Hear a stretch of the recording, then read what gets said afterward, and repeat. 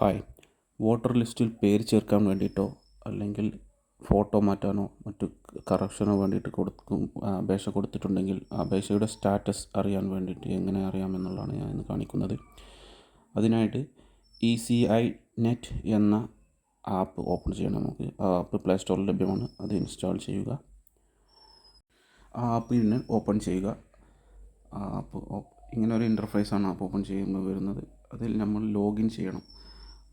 Already അതിൽ അക്കൗണ്ടിലാണെങ്കിൽ login ചെയ്താൽ മതി. അല്ലെങ്കിൽ അത് ന്യൂ യൂസർ എന്ന ഓപ്ഷനിൽ കയറിയിട്ട് നമുക്ക് നമ്മുടെ മൊബൈൽ നമ്പർ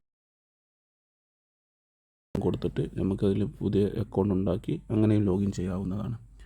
ഓക്കെ, ഞാൻ ഏതായാലും ലോഗിൻ ചെയ്യാണ്. അപ്പോൾ OTP വരും. OTP കൊടുത്തു. അപ്പോൾ ഇങ്ങനെ ഒരു ഇൻ്റർഫേസ് കാണും. ഇതിൽ ട്രാക്ക് യുവർ ആപ്ലിക്കേഷൻ എന്നുള്ള ടാബുണ്ട്. അതിലൊന്ന് ക്ലിക്ക് ചെയ്യുക. അത് ക്ലിക്ക് ചെയ്യുമ്പോൾ നമ്മളുടെ റെഫറൻസ് നമ്പർ ചോദിക്കും. നമ്മൾ ഈ അപേക്ഷ കൊടുക്കുമ്പോൾ നമുക്ക് കിട്ടിയിട്ടുള്ള കോപ്പിയിൽ റെസിപ്റ്റ് കോപ്പിയിലുള്ളൊരു നമ്പർ ഉണ്ടാകും മുകളിലായിട്ട്. കൊണ്ട് അങ്ങനത്തെ ലെറ്റർ കൊണ്ട് സ്റ്റാർട്ട് ചെയ്യുന്ന നമ്പർ. ആ നമ്പർ ഇവിടെ അടിച്ചു കൊടുക്കുക. അത് അടിച്ചു കൊടുത്തിട്ട് ട്രാക്ക് സ്റ്റാറ്റസിന് അടിക്കുക. അപ്പോൾ സ്ക്രീനിൽ ഇങ്ങനെ ഷോ ചെയ്യുന്നതാണ്. ഇതിൽ ആളെ പേരുണ്ടാവും. ആ റെഫറൻസ് നമ്പർ മുകളിൽ കാണിക്കും. പിന്നെ സ്റ്റേറ്റ് കാണിക്കും, ഏതാണ് മണ്ഡലം അതെല്ലാം കാണിക്കും.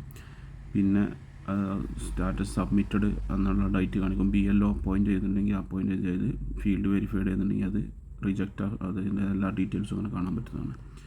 ഇത് നമുക്ക് വളരെ എളുപ്പത്തിൽ ഇങ്ങനെ ചെയ്യാവുന്നതാണ്. ഇതുപോലുള്ള വീഡിയോകൾക്ക് എൻ്റെ പേജ് സബ്സ്ക്രൈബ് ചെയ്യുക, ലൈക്ക് ചെയ്യുക, ഷെയർ ചെയ്യുക. Thank you.